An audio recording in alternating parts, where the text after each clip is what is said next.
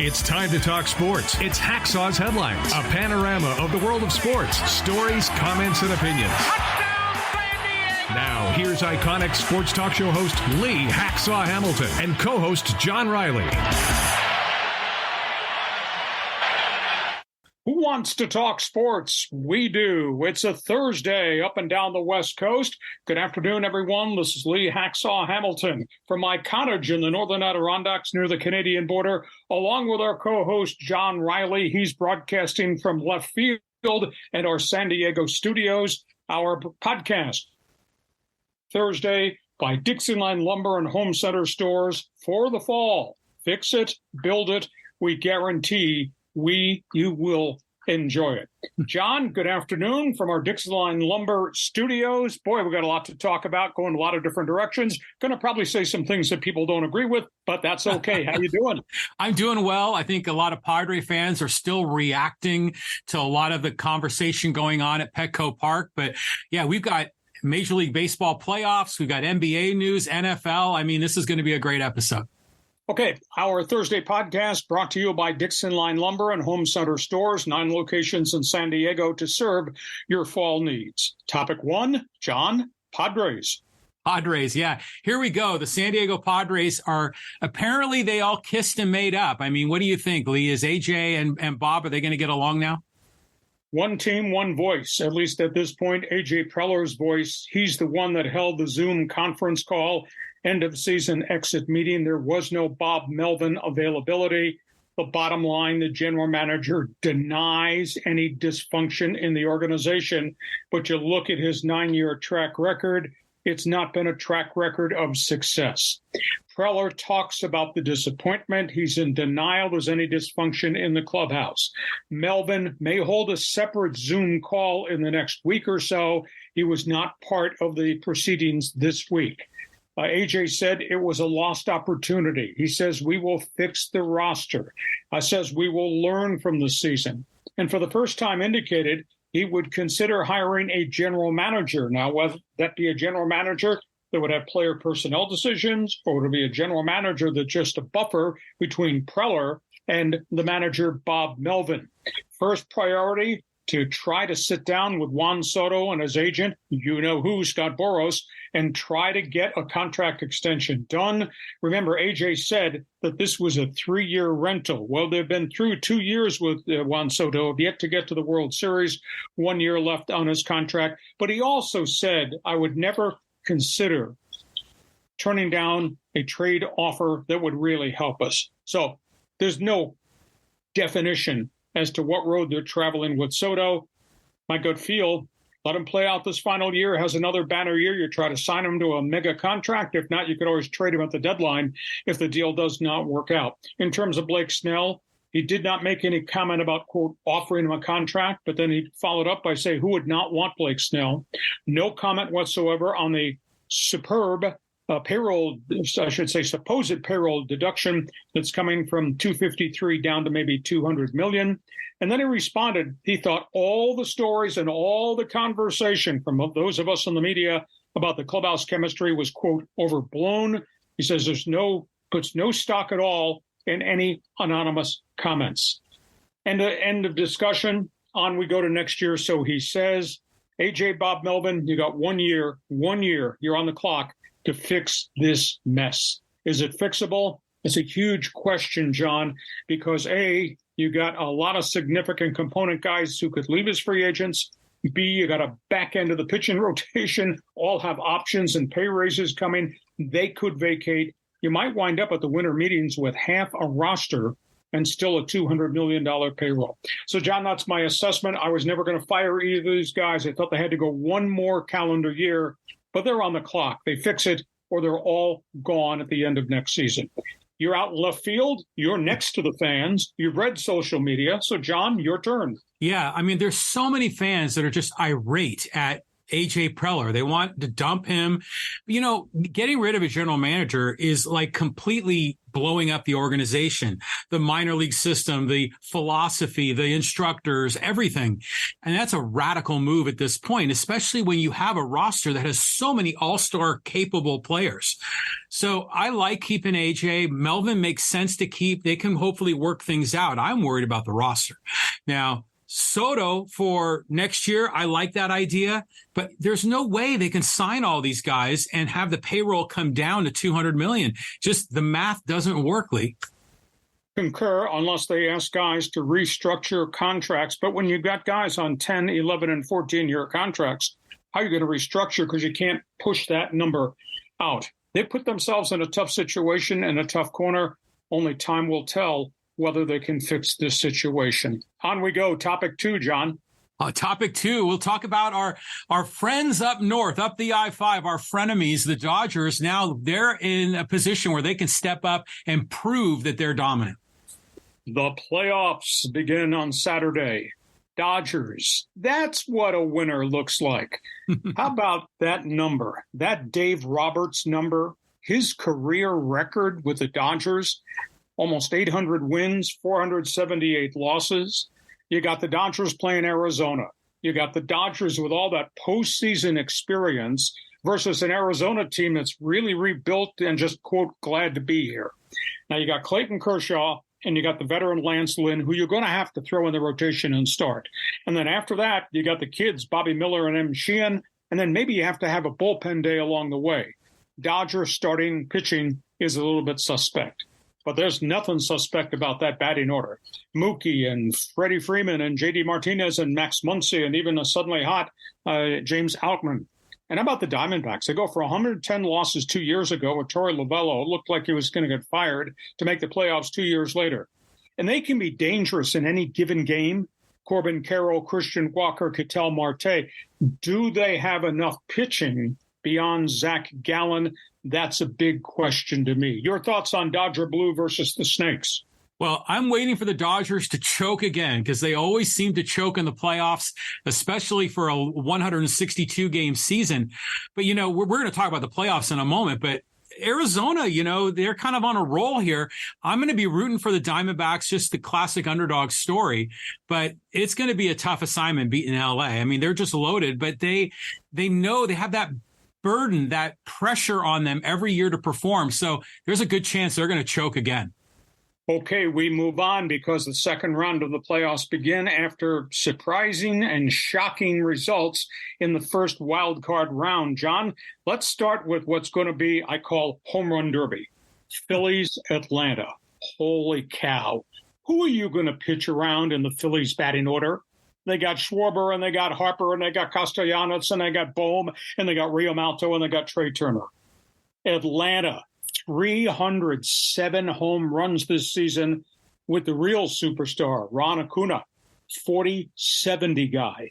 And they got Mike Harris, and they got Austin Riley, and they got Matt Olson, who had 54 home runs. They got Marcelo Zuna, lousy batting average, but 40 bombs. And these ball games are going to be played in hitters' parks in Atlanta and the Citizens Bank ballpark box yard in Philadelphia. Oh, Philadelphia, Atlanta, what do you think? Well, last year, didn't Philadelphia knock off Atlanta? But to me, the Braves are just too loaded here. And even though that lineup is terrific, I mean, is Schwarber even hitting 200? I don't even think he is. I'm all in on the Atlanta Braves. Texas, Baltimore over in the American League. Rangers, lots of experience. Orioles, lots of kids. What a job Chris Young, the general manager, and Bruce Bochy with the 3 World Series rings have done in terms of game day roster and then in terms of game day execution. It's a really young Baltimore team. I mean, it's been a remarkable job that Mike Elias has done fixing everything that has plagued Oriole ownership and leadership for maybe a decade. But they're really young, and this is the first time to the party. And you got Texas with guys like Corey Seager and Marcus Semien. They got guys who've been to the playoffs before. They've got some veteran pitching, especially if they get Max Scherzer back. What do you think, Texas, Baltimore? Yeah, I love seeing Bruce Bochy having success. That's great. But the Baltimore Orioles story is just so special. You know, the way they've just taken over the AL East, a great division. So I'm kind of have mixed feelings here. I kind of want to root for the kids, but I want to see Boch have success. So we'll see how it plays out. But yeah, I think Texas will be favored in this. Twins, Astros. This is a bit of a surprise. Carlos Correa made a huge play on defense in game one, big hit in game two. He's playing with a chronic foot injury. Minnesota has kind of spent their pitching in the wild card round. I just don't know. They have enough arms. And they're going against Altuve, who's fought through injuries, and Yordan Alvarez, and Bregman, and Kyle Tucker, and all that Houston game day big-time baseball experience. I think the Twins got through the first round. Don't think they survive. Astros are on a mission to regain their credibility, even though they're a pretty disliked team, although most of the players from the cheating Astros are gone. Thoughts?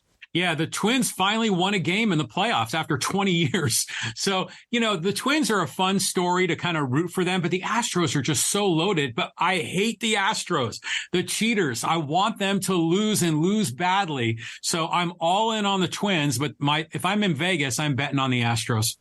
Okay, briefly, let's just talk about wild card week. Tampa Bay was 13-0 out of the gate. At one point, they were 20-3. And then their pitching staff got hit by injuries, and they stopped hitting, and they lost their shortstop, Wander Franco, who was under investigation for sexual misconduct with minors. All that hit them the second half of the season. And they get killed. They score one run in 18 innings in that playoff series. And even worse, lowest attendance in a baseball playoff game since the Black Sox-Reds scandal in 1919. Think about that. And they're trying to get this new stadium built in Tampa and have had a good franchise. And they're the two lowest crowds in baseball postseason playoff history since 1919. That's awful. Blue Jays. You know, they were streaky. And at the end of this season, in the wild card week, they were streaky. They left 18 guys on base in 2 games, and they wound up losing in the wild card series. Boy, that's going to be a bitter pill to swallow in Toronto. In Milwaukee, they had a really good year under Craig Counsell. Brandon Woodruff hurt his shoulder in his final throwing session before the wild card started. He could not pitch. Then Corbin Burns, the number 2 guy in the rotation, went in, and he got lit up.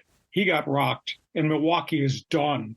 And not only has Milwaukee lost its president, David Stearns has gone to the New York Mets as president of baseball ops. Effective today, Craig Counsell, their manager, is a free agent, and they've yet to offer him a new contract. So Milwaukee's done. And Miami, they've been building towards this, just not ready for the big stage at this point in time. Miami gets swept out pretty quickly in their playoff series, losing one of the cornerstones of their rotation. Sandy Alcantara really hurt them along the way, too. Did not happen at the end of the season, nor in postseason play. So we had a couple of upsets along the way, wild card. But that's got to be gut-wrenching. You win 99 games with a club like Tampa did, and you're out the week the wild card playoffs begin. Oh, bitter pill, John. Yeah, it didn't all 4 of these series were, 2 games and done. It was 2 in barbecue for these guys.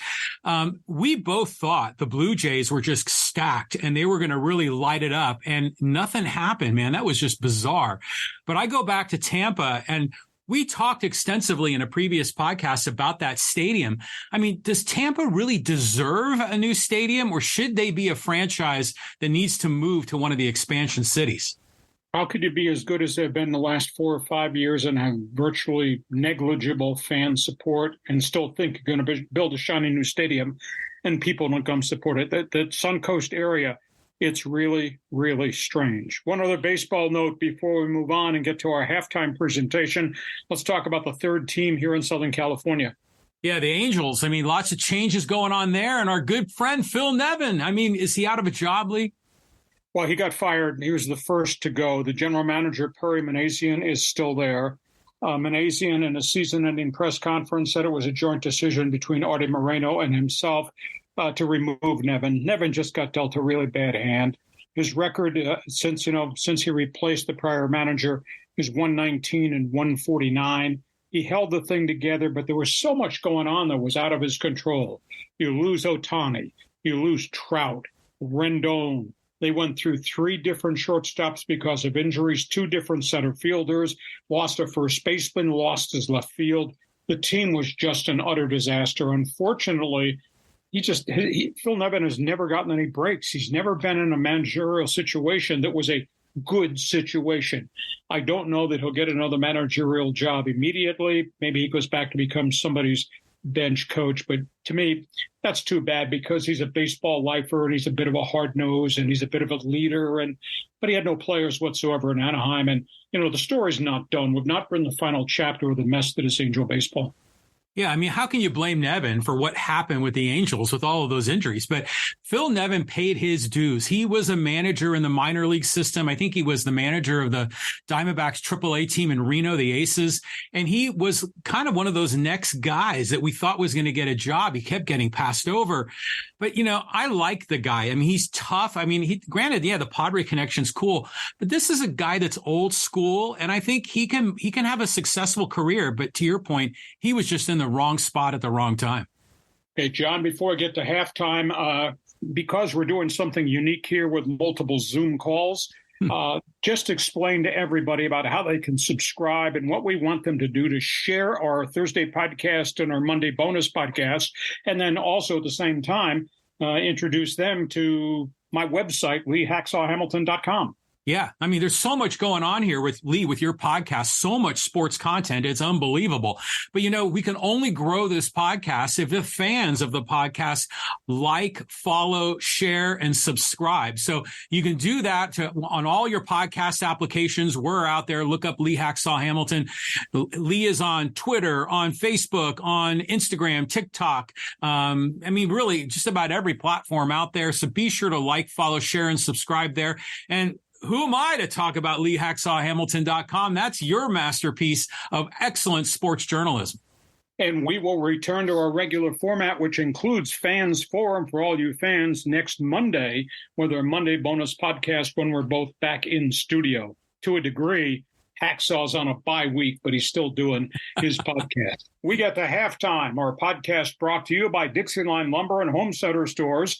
Fix it, build it, you will enjoy it. Hey, you got projects to get done this fall, whether you're doing them or somebody is helping you along the way. If you need supplies, if you need tools, if you need direction, you need Dixieline Lumber and Home Center Stores. There are 9 locations in San Diego to serve you. Check out the great values every month by going to the website Dixieline.com. Dixieline, fix it, build it for fall. We guarantee you will enjoy it. We're back for the second half of our Thursday podcast, heading towards a great sports weekend. It's a bye week for the Chargers, but it was not an off week for storylines involving the Bolts. John? Yeah, I mean, the Chargers really should have blown that game on Sunday. They need a week off to kind of retool, but there's a lot of great games that are on the schedule this weekend. Well, we'll talk about those in a second. Let's first of all talk about what happened with the roster. The Chargers hit the eject button on J.C. Jackson. They gave up on the big money cornerback. They traded him back to the New England Patriots. But here's the story that nobody's talking about. They wasted so much money on the free agent J.C. Jackson. He played a total of 9 games for them. They not only traded him, they paid $7.8 million of this year's contract to get him out of there, to send him back to the Patriots. And all they got in return for the expenditure they made was a 6th-round draft pick. Hey, up in Los Angeles, who made this decision? Who made this mistake to give this guy this kind of deal? Is that a John Spanos decision? Is that a Tom Telesco decision? Is that a Brandon Staley stupid decision? He could not play press coverage, and yet you gave him $16 million a year. You paid him $16 million the first year, and now you've thrown in $7.8 million to get him out of Los Angeles and go back to New England. Might have been an athlete, but boy, bad knee injury, seemingly bad work ethic, bad attitude, off the field, a lot of junk. And he couldn't play what they needed him to play in Brandon Staley's system. John, this is a debacle. It eats up a ton of cap space. You wasted a lot of inventory, and you got nothing in return for the guy. Just a shocker. Well, the Patriots will pick up the salary starting next year, right? And so by that point, it's off the books for the Chargers, or is there still some salary cap math that's working there? No, it's off the books. The other thing, it's not guaranteed. Any of that money from year 3 on is not guaranteed. He'll be paid the contract as long as he makes that roster, but $16 million for him? Maybe in Belichick's defense, it's a good investment. Chargers defense, not. Okay, let's talk about what's ahead on the schedule in the NFL. Yeah, I mean, this Niners-Cowboys game should be a classic. I'm looking forward to it.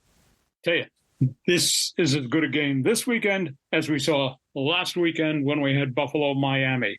But this is a weird weekend ahead in the NFL. I'll explain myself in a second. Cowboys-49ers. Dak Prescott meet Nick Bosa. What a war. Offensive line, defensive line. What a matchup. Both got speed wide receivers. Both got really fast DBs. San Francisco's number 2 in the NFL in offense, John, averaging 398 yards. They're number 3 in defense. His team has only 1 turnover. Frisco's only coughed it up 1 time in 4 weeks. Dallas is number 2 in defense, 259 yards per game. And the Cowboys, that defense, they got 10 takeaways. This is going to be a hell of a matchup. Thoughts? Well, when I think of the Cowboys and the Niners, I was a senior in high school when Dwight Clark made the catch at Candlestick. And, it's just been such a great rivalry, even going back to the early 70s with Staubach and Brody. So this is always a terrific game. Both teams are at their peak. I think they're playing in Santa Clara, right, Lee? Yeah. And this is the only marquee game on the weekend schedule. Now, other games will pinpoint. You got Baltimore, you got Pittsburgh. Holy cow. Steelers are a mess. 29th in offense, 29th in defense. Pittsburgh's offense, it's very pedestrian. 263 yards a game. Their defense with TJ Watt and all those guys is giving up 403 yards an outing. They can't run the ball. They can't protect. They can't throw down the field. That's a bad combination. Now, this game is in Pittsburgh. Ravens, number 3 defense in the league, 260 yards per game. And you got T.J. Watt, Alonzo Highsmith, the 2 great linebackers versus Lamar Jackson. Maybe the sellout crowd at Heinz Field will be able to come down on the field and play and help the Steelers. This is going to be bad. And Pittsburgh's season looks like it's circling the drain, and it's only week 5. Yeah, I mean, it makes you kind of wonder, is this like a quarterback problem? And would they, if you could plug Roethlisberger back in his prime, would that save it? Or is the whole organization doomed? Right now, offensively, they're just an utter disaster. And Matt Canada is still the offensive coordinator. How much longer? That remains to be seen. Another unique lopsided game, Rams, Eagles. Matthew Stafford versus the world. Now, the Rams are number 4 in offense. They've been off to a surprising start, 392 yards per game. Stafford is averaging 288 throwing it, but he has to throw it because they can't run it. Aaron Donald leads the defense. The Rams got 9 quarterback sacks. They've playing a lot of young guys, and they're playing well. But this is Philadelphia. Philadelphia, number 2, run on the ball, 165 yards per game. Number 2 offense, 392 yards per game. And by the way, Philadelphia's defense, run defense, number 2 in the league, 63 yards per game. Stafford's taken a lot of hits. He's just made a ton of plays at the beginning of the season. Not this weekend, pal. This is going to be lopsided too. Yeah, the Rams have been really surprising. I'm learning about a lot of these new receivers they have that have been really special. But yeah, the Eagles, man, I mean, they're loaded. They're going to be coming in and they're going to blow up the Rams. You could see this one coming. And I said this is a kind of a weird weekend. These are other games in the schedule. I don't think you'll be rushing to the TV to watch the Bears and the Washington Commanders, Atlanta, Houston, Colts in Tennessee, Cincinnati, Arizona, or the Jets, Denver. So this is kind of a dreadful weekend for NFL games, aside from the marquee ones that we have talked about. Okay, let's go from there. Let's go to NBA storylines, John. Yeah, we're getting started with the NBA, and we've had some sightings of some NBA teams and stars here in San Diego. Okay, let's roll through this as quickly as we can. Healthy or hurt? That's a really good headline. Clippers opening camp. Kawhi Leonard, Paul George. It's now or never. Can they stay healthy? This might be the last chance for these guys to go deep in the playoffs and have not been able to go deep in the playoffs. Here's a number that's going to stagger you. Kawhi Leonard with the Clippers has missed 240 games in L.A. And Paul George, since he joined the Clippers, he's missed 125. Now, if they keep those guys on the court, then that means your firepower off the bench can help. Russell Westbrook, Norm Powell, Robert Covington, Nick Batum, and this weird surprise signing of troubled guard Josh Primo from San Antonio. So that's the Clipper storyline. Lakers, they won the offseason. 4 starters in place, ton of guys to fight for the 5th starting job, and this bench bunch is really talented. Christian Wood, the center.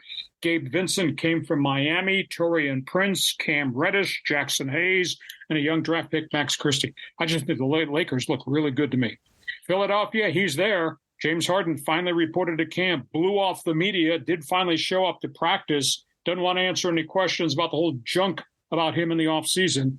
He's so talented, but he's so tainted. Is another team going to take him on?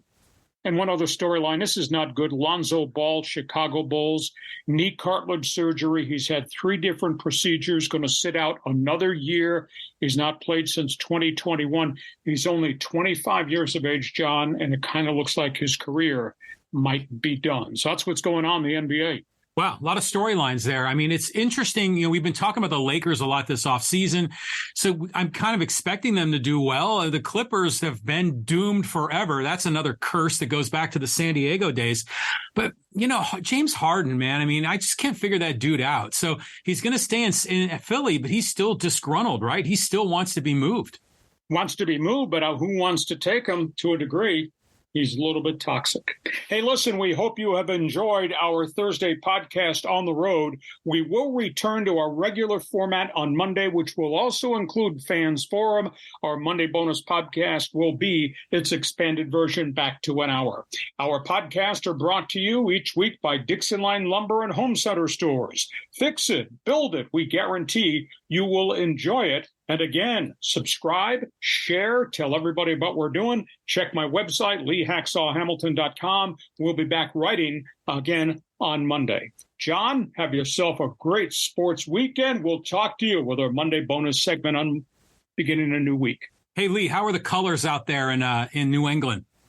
Today is the final day of fall in upstate New York near the Canadian border. Tomorrow, 36 degrees and rain, snow showers in the forecast on Saturday. Does that answer your question? Yes, it does. Welcome back to San Diego.